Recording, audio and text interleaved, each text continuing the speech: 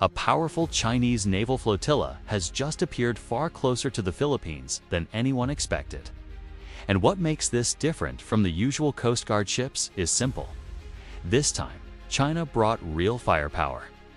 In the middle of calm waters east of Luzon, a full-plan Navy task group has been detected operating with range, logistics, and equipment that could shift the balance of power overnight. So what does this mean for the Philippines, and why did Beijing send such a force now? Welcome back to Shadows of Strategy. Today, we break down one of the most important developments in the West Philippine Sea since the Scarborough standoff. For the first time in months, a Chinese naval formation, including a destroyer, a frigate, a tanker, and a landing helicopter dock, has been tracked east of the Philippines, operating in waters where such deployments rarely occur. This is not a symbolic show of presence. This type of flotilla is operational, capable, and built for long-range missions. And its sudden appearance raises serious questions about China's intentions at a moment when Manila is strengthening ties with its allies, particularly the United States, Australia, and Japan. Reports coming out from military monitoring sources indicate that the group's composition reveals something crucial. China is no longer relying solely on white-hulled Coast Guard vessels for pressure tactics. Instead, it is shifting toward hard-power naval deployments that offer endurance, offensive capability, and the ability to send aircraft or troops from ship to shore. The inclusion of a large tanker is especially significant. A tanker extends operating time dramatically, allowing the task group to remain near Philippine waters for long periods without returning to port. It signals that China is preparing for missions far beyond short-term patrols. This is the kind of move a major power uses when testing regional limits. For the Philippines, this comes at the worst possible time, but also at the most revealing one. In the past year, Manila has intensified its alliances, hosting U.S. rotational troops, expanding EDCA sites, and upgrading naval and air surveillance capabilities with American, Australian, and Japanese assistance.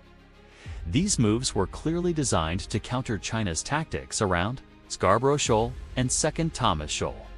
But Beijing's decision to send a major flotilla instead of smaller vessels suggests it wants to demonstrate that it can escalate whenever it chooses. In other words, China is signaling, if pressure fails, power projection is always an option. Yet this show of force also has a strategic cost for Beijing. Every time China increases military presence near Philippine territory, it deepens the resolve of Manila's allies. The U.S. repeatedly said that an armed attack on Philippine forces triggers the Mutual Defense Treaty. Australia has increased military commitments, and Japan has begun expanding maritime cooperation and surveillance sharing. A Chinese naval task group near the Philippines does not intimidate the alliance structure, it energizes it. And that may be the part China miscalculates most. Across the West Philippine Sea, tensions have already been growing, especially around Scarborough Shoal, where harassment of Filipino fishermen and supply missions continues.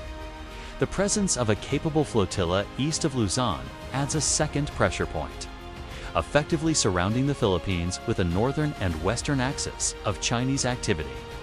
Strategically, this is meant to stretch Manila's resources and test its ability to respond. But unlike in the early 2010s, the Philippines is no longer isolated. It now has access to stronger surveillance networks, joint patrol opportunities, and allied naval support that can appear within hours.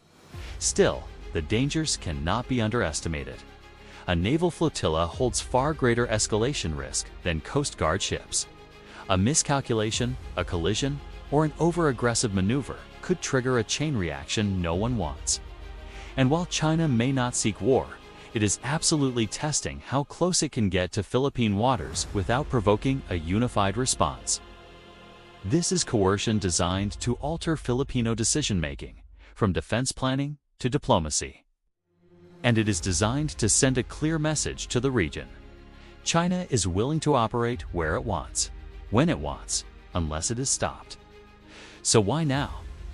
One possibility is that Beijing wants to counter the growing momentum behind trilateral cooperation between the US, Japan, and the Philippines.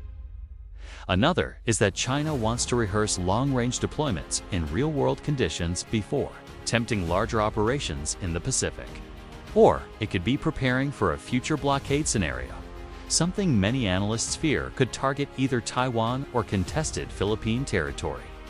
Whatever the reason, the Philippines is once again at the center of major power competition.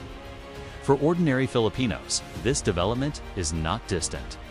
The security of fishing communities, the movement of trade routes, and the stability of the West Philippine Sea are directly affected by China's ability to operate warships. Near the archipelago, every escalation raises insurance costs, increases risks for commercial vessels, and threatens the livelihoods of people who depend on the sea. This isn't just a geopolitical chess match, it is a national survival issue. The next days will be critical. Will the flotilla continue sailing west? Will it attempt maneuvers near Philippine-held features?